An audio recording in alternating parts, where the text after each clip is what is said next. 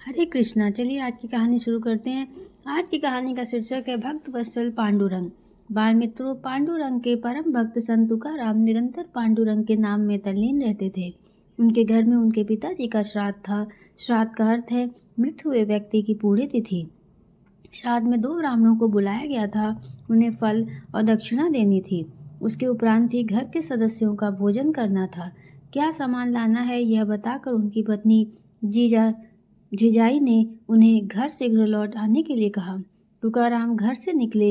मार्ग में जाते समय वे पांडुरंग का नाम स्मरण कर रहे थे। वे गांव के बाहर पहुंच गए थे। उन्होंने देखा कि एक खेत में फसल की कटाई हो रही थी। तुकाराम जी को देखकर किसान ने कहा, क्या काम करोगे? काम करोगे तो पैसे भी दूंगा और अनाज भी दूंगा। तुकाराम खेत में गए और फसल काटने लगे। घर का काम बिल्कुल भूल गए। दोपहर होने को आई। क्या करे, जिजाई को कुछ भी सूझ नहीं रहा था। थोड़ी ही देर में तुकाराम घर आ गए। जिजाई द्वारा बताया गया पूरा सामान वे ले आए। जिजाई तुरंत तैयार करने लगी। तुकाराम जी नदी पर स्नान करके घर आ गए। तब तक ब्राह्मण भी आ गए थे। तुकाराम ने उनके सामने केले और दूध के प्याले रखे और ग्रहण करने के लिए उनसे प्रार्थना की।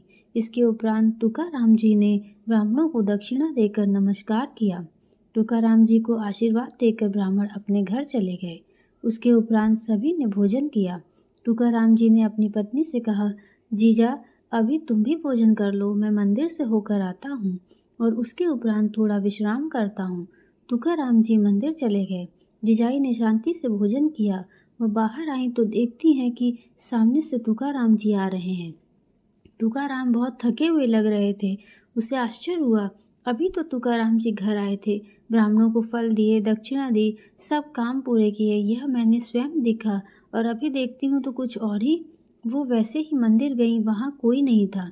जिजाई आश्चर्य में पड़ गई। उसने सब कुछ घर आकर तुकाराम जी को बताया। उन्होंने क्षण भर के लिए आंखें बंद की, हाथ जोड़े और पांडुरंग से प्रार्थना करने लगे। फिर सब कुछ उनके ध्यान में आ गया। उनके आंखों से आंसू बहने लगे। उन्होंने ऊंचे स्वर में आनंद से कहा, जीजा तुम सचमुच भाग्यवान हो। आज पंडराया ने मेरा रूप लिया।